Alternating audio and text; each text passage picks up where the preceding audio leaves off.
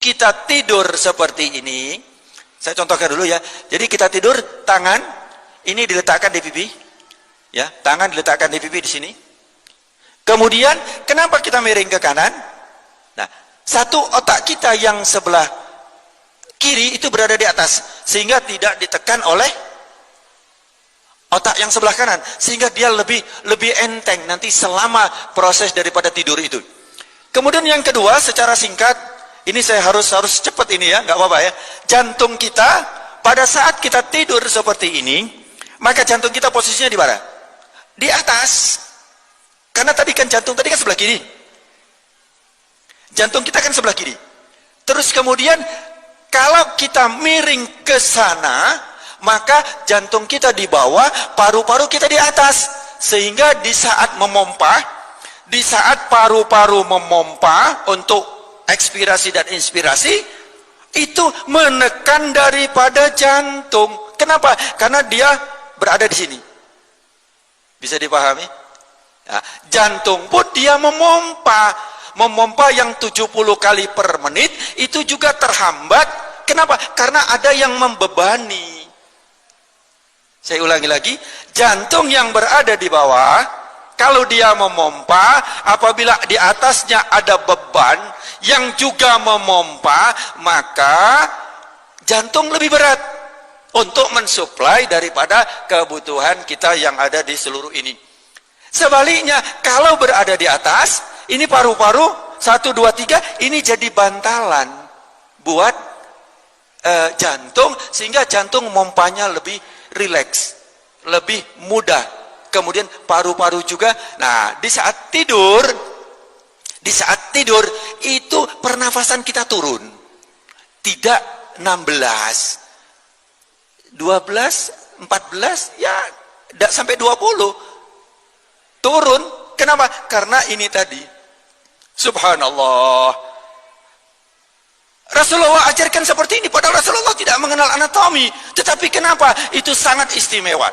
Di saat kita tidur seperti itu, bahwa paru-paru itu tidak menekan daripada jantung.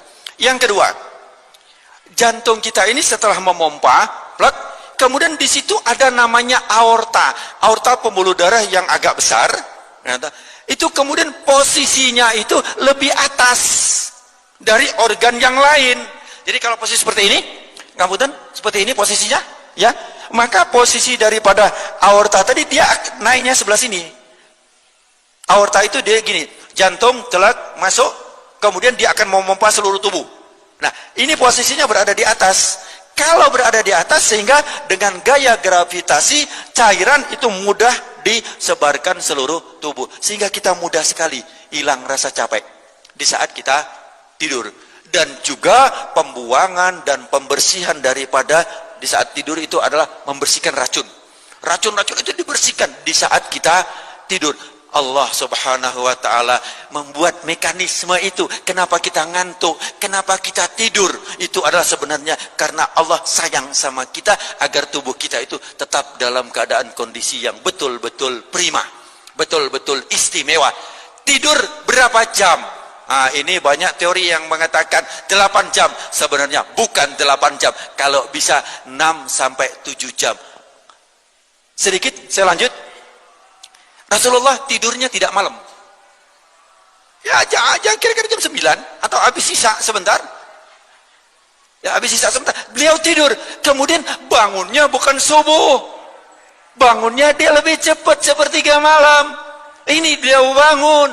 Inilah yang dilakukan oleh Rasulullah sallallahu alaihi wasallam. Jadi kita sekarang digeser, maaf, banyak tayangan TV, banyak ini, itu bergeser tidurnya.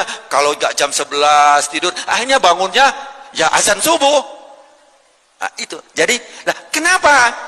Karena apabila sudah datangnya gelap, maka Allah berikan itu kesempatan kita untuk istirahat, untuk istirahatkan tubuh kita. Saya kembali sedikit. Jadi di saat kita seperti ini tadi, nah ini sedikit aja, kurang 2 menit.